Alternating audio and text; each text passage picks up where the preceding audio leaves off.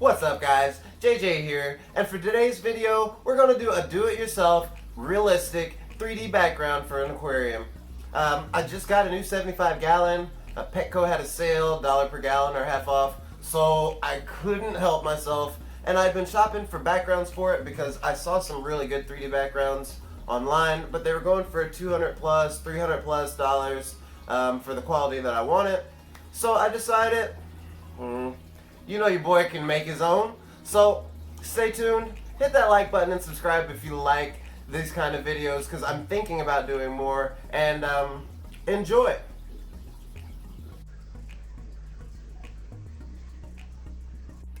Supplies are pretty simple for this one.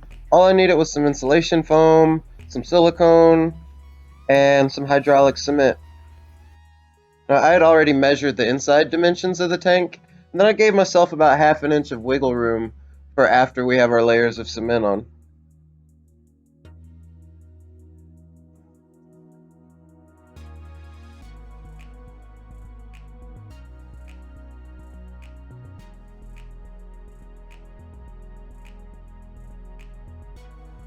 Then I cut it to size and made sure it fit.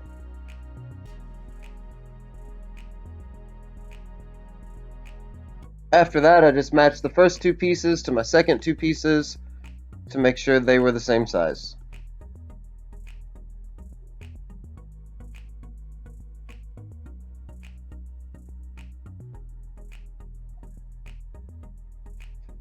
And once I had the shape of the second pieces, it was time to start drawing my rock formations.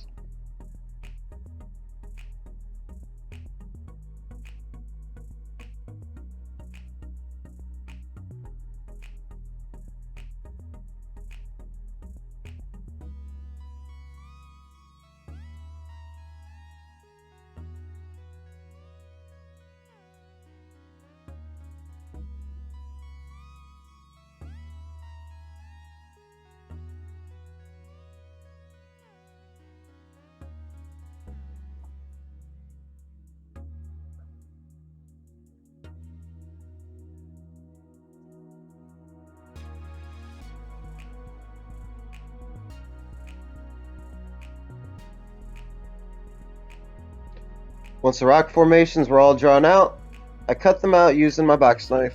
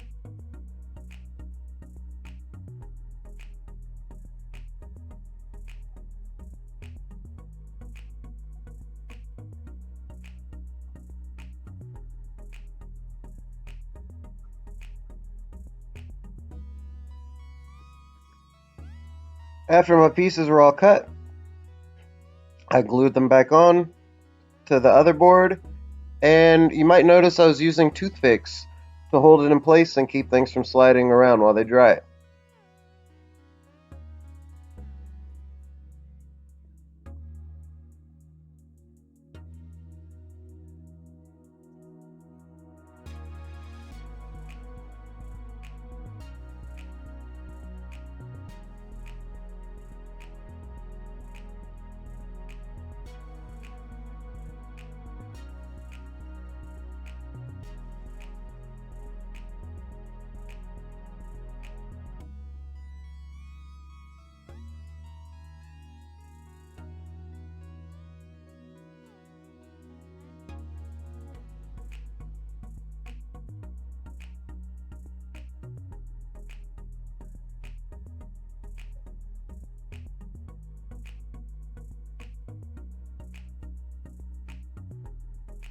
Then once everything was set in place, I used a box knife and a file to add some depth and texture to my pieces.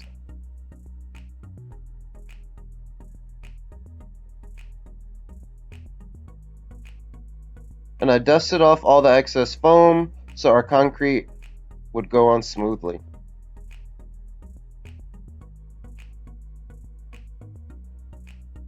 Now this first layer of concrete was intentionally thin because I wanted to drip into all the cracks and crevices.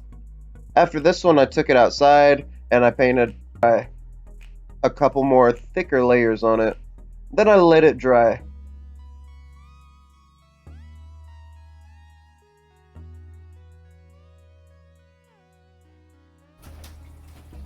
And there you have it. All that's left now is to silicone it in place.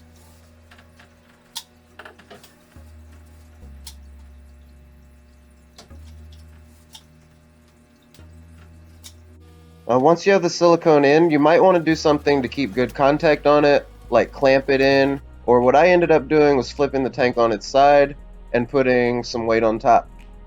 And there you have it.